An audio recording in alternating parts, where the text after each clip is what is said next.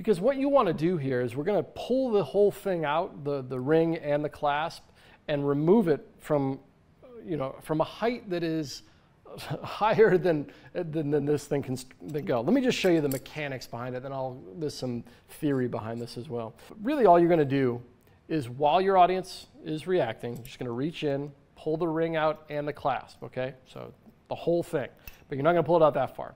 You're just going to pull it out far enough so that your hand that's holding the bell can grab the ring, and then with your right hand, you're just going to operate the clasp and remove it, okay?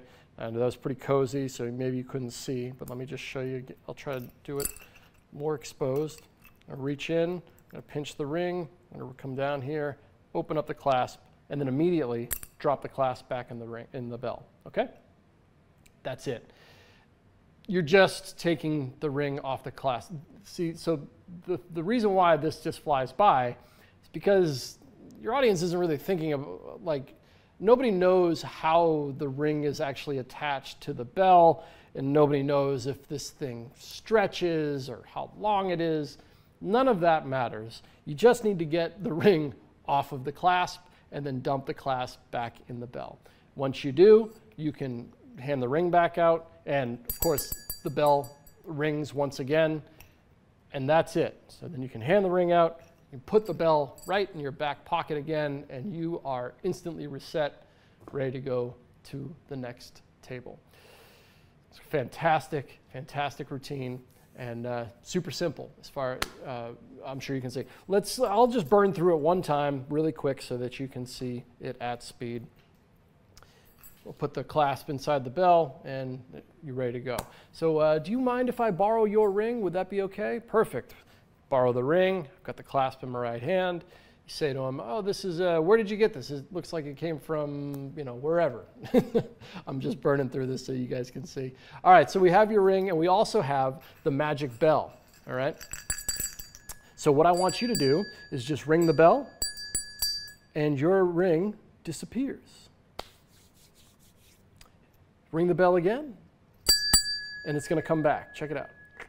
Oh, wait a minute. Here, ring the bell again. It's going to come back. Wait a minute.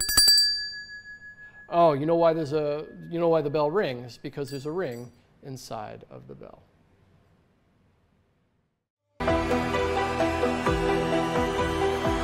This bell has one more feature that's really exciting, that kind of opens doors into a bigger performance piece. And I want to talk about that now. And that's the idea of being able to ring this bell before, during, and after your performance. Because the bell itself is kind of an interesting magical prop to have, right?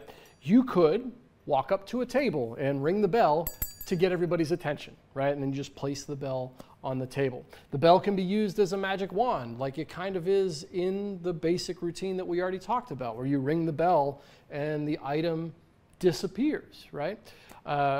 You could have your audience simply ring the bell whenever they find something amazing happens, right?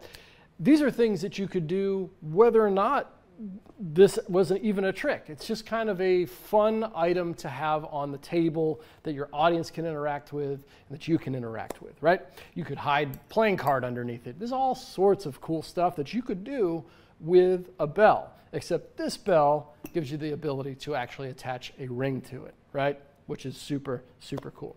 So when we were developing this bell, there was an idea that came by us by a fantastic magician, one of Reynolds' friends, John Michael, restaurant worker, who was out there performing with this bell, who came up with a handling that allowed you to ring the bell before, during, and after the routine.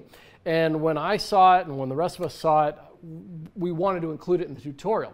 Since then, we've made developments to the way the bell works, where thankfully, I mean, don't get me wrong, the original handling was great. You just don't need to do any of it anymore because of the way the bell has been designed. And so if you think about it, it's actually really simple to, maybe you approach a table, you can ring the bell. Sorry, I got a little something in there.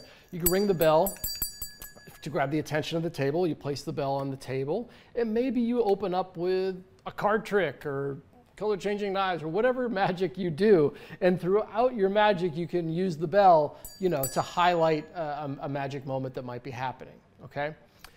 During that time, maybe instead of placing the bell back on the table, you place it in your back pocket, okay? And then steal the clasp out per normal routine. Now, you can go right into your ringing the bell routine, where it feels like the bell has been on the table the entire time, right? I borrow the ring, place it on the clasp, right? I'm gonna do the false transfer and the load, and then the bell's back on the table and can ring per normal. Make the ring disappear. You already know the trick. But what I'm trying to get at here is that you can branch this bell out further than just a single routine, where the bell could exist on the table at the beginning of your set, you can ring in the middle of your set, and then maybe you can close with the bell at the end.